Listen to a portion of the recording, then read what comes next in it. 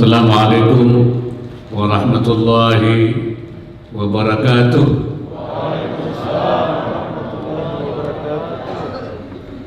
Salam sejahtera untuk kita semua. Bismillahirrahmanirrahim. Yang saya hormati Gubernur Maluku Utara beserta anggota Forum Koordinasi Pimpinan Daerah Provinsi Maluku Utara, Sekretaris Jenderal Kementerian Desa Pembangunan Daerah Tertinggal dan Transmigrasi, hadirin serta undangan yang berbahagia. Puji syukur kehadirat Allah Subhanahu wa Ta'ala, Tuhan Yang Maha Esa, atas limpahan rahmat dan karunia-Nya hingga kita dapat bertemu dalam acara yang penting hari ini. Hadirin sekalian, sejak kemerdekaan Indonesia diproklamirkan lebih dari 7 dekade lalu, berbagai capaian pembangunan telah mewarnai perjalanan bangsa ini. Namun di lain pihak masih tersisa banyak pekerjaan rumah yang menuntut untuk diselesaikan. Di antaranya adalah ketertinggalan pembangunan di desa. Hal ini kemudian menginisiasi terbitnya Undang-Undang Nomor 6 Tahun 2014 tentang desa, di mana salah satunya adalah mengamanatkan afirmasi pembangunan desa melalui dana desa dan penyediaan pendamping desa. Desa adalah unit terkecil dalam tata pemerintahan, terdekat dengan masyarakat, sekaligus garda terdepan dalam peningkatan kesejahteraan rakyat. Oleh karenanya, desa menempati posisi strategis di dalam pembangunan nasional. Dalam konteks pembangunan pemerintahan, desa adalah pemegang peran vital. Ketika peran desa menguat, maka pembangunan akan langsung dirasakan sebagian besar rakyat Indonesia. Hadirin yang saya hormati, lahirnya Undang-Undang Desa merupakan wujud kepercayaan negara kepada desa dan desa adat untuk mengelola pembangunan dan pemberdayaan masyarakat secara mandiri dalam kerangka penyelenggaraan Negara Kesatuan Republik Indonesia. Komitmen pemerintah untuk desa diantaranya tercermin dari tren peningkatan alokasi dana desa sejak tahun 2015 hingga 2023. Pemerintah telah mengalokasikan dana desa lebih dari 500 triliun dengan rata-rata serapan melebihi 98% pada setiap tahun anggarannya. Sesuai konteks potensi desa dan kebutuhan pembangunan desa, alokasi dana desa ini ditujukan untuk meningkatkan infrastruktur desa dan kawasan pedesaan, mengembangkan potensi ekonomi desa, serta meningkatkan pelayanan sosial dasar lainnya. Pola pelaksanaan dana desa juga kian tertata dan adaptif terhadap beragam dinamika dan perubahan.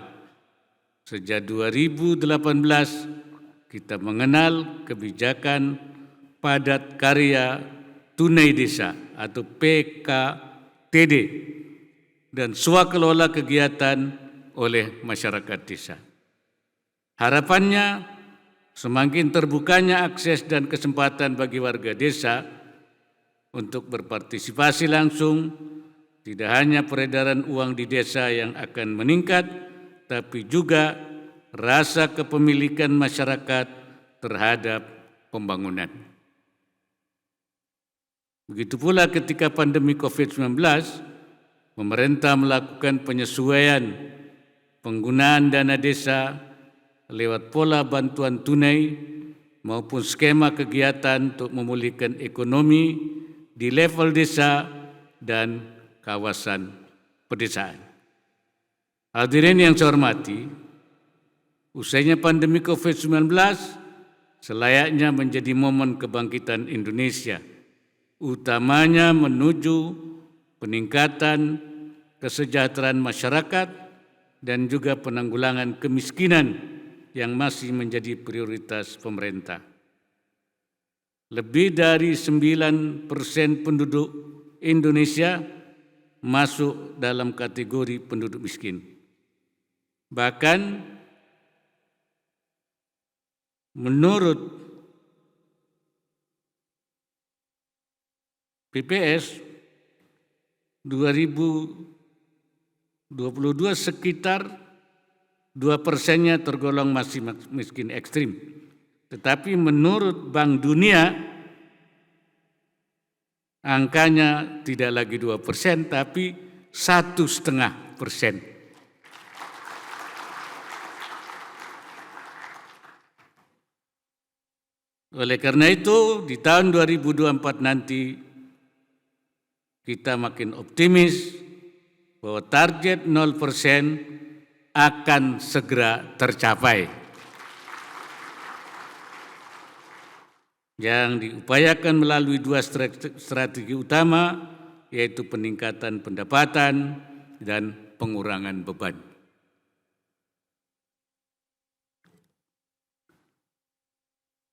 Kemudian ketika berbicara tentang kemiskinan, permasalahan status gizi anak juga tak terpisahkan dari skema besar penanggulangannya.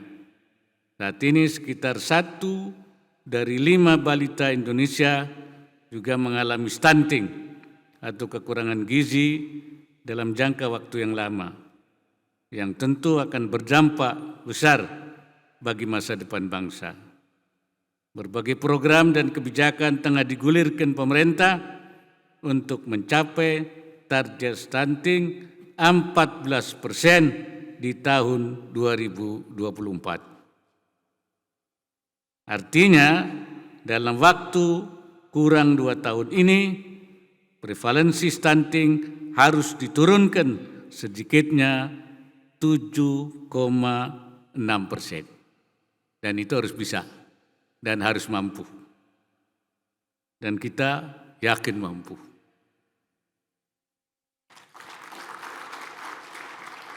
Oleh karenanya saya minta seluruh pihak betul-betul serius memperkuat koordinasi lintas lembaga serta melakukan penajaman kegiatan intervensi, penanggulangan kemiskinan, dan penanganan stunting di berbagai sektor. Hadirin sekalian,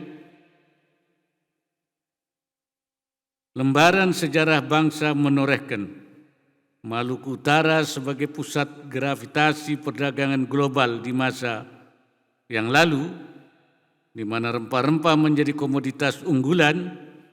Riwayat kejayaan ini sepatutnya kembali kita hidupkan.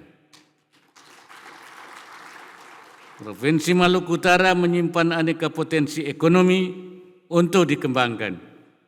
Sumber daya perikanan, hasil hutan, pertanian yang berbasis kepulauan, jika betul-betul diolah, akan berkontribusi pada peningkatan kesejahteraan masyarakat luas hingga ke pelosok desa. Kebangkitan ekonomi lokal, mulai pembangunan dan pemberdayaan desa akan menjadi kendaraan untuk keluar dari kungkungan ragam permasalahan sosial, termasuk kemiskinan dan stunting. Pemerintah telah memberikan kewenangan khusus kepada desa untuk menjalankan pembangunan. Dukungan dana desa tentu menuntut kapasitas dan akuntabilitas yang mumpuni dalam pengelolaan kewenangannya. Dalam kesempatan ini, saya ingin menyampaikan beberapa hal untuk penguatan pembangunan dan pemberdayaan masyarakat desa menuju Indonesia bebas stunting dan kemiskinan ekstrim. Pertama, saya minta Kementerian Desa Pembangunan Daerah, Kementerian Desa dan Pembangunan Daerah Tertinggal dan Transmigrasi bersama Provinsi Maluku Utara dan pemerintah kabupaten kota melakukan pembinaan dan peningkatan kapasitas para pendamping desa, utamanya terkait pemahaman upaya penurunan stunting dan penghapusan kemiskinan ekstrim.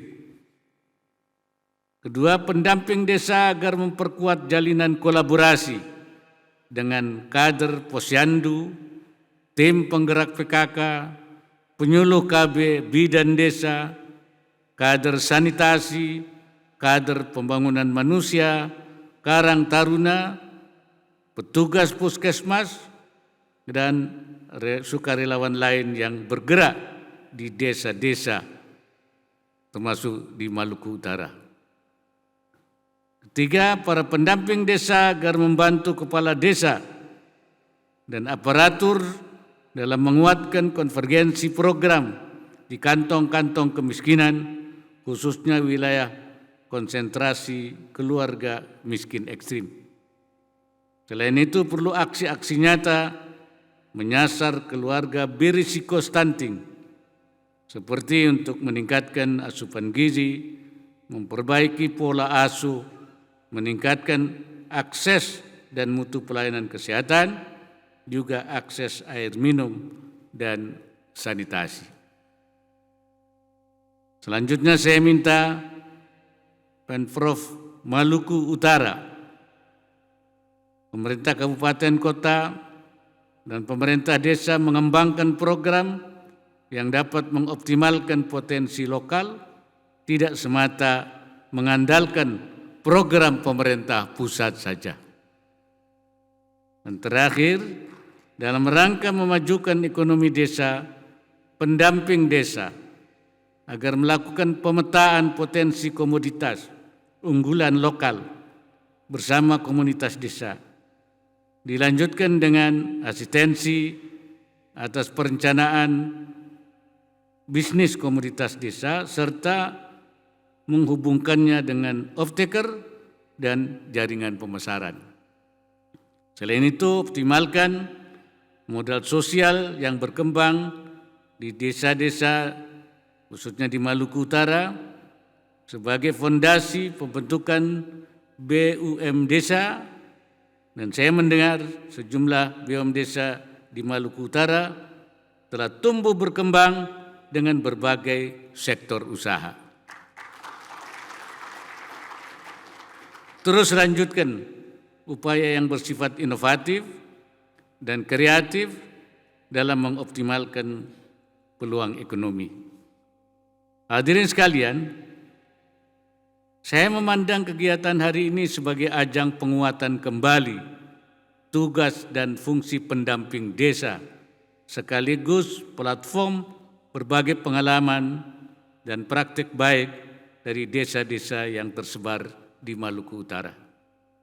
Dalam kesempatan ini juga saya sampaikan terima kasih yang tulus kepada para pendamping desa yang telah mengabdi di berbagai pelosok desa. Dari berbagai macam penjuru kepulauan juga di bumi Moluku Kiraha. Akhir kata, saya mengajak kita semua untuk istiqamah dalam kerja keras dan kerja ikhlas demi menurunkan prevalensi stunting dan kemiskinan ekstrim menuju generasi berdaya Indonesia sejahtera. Selamat bekerja kepada semua pendamping desa. Semoga Allah Subhanahu wa Ta'ala senantiasa memberikan inayahnya dan meridai semua upaya yang kita lakukan. Wallahul muwaffiq ila aqwamit thariq. Wassalamualaikum warahmatullahi wabarakatuh.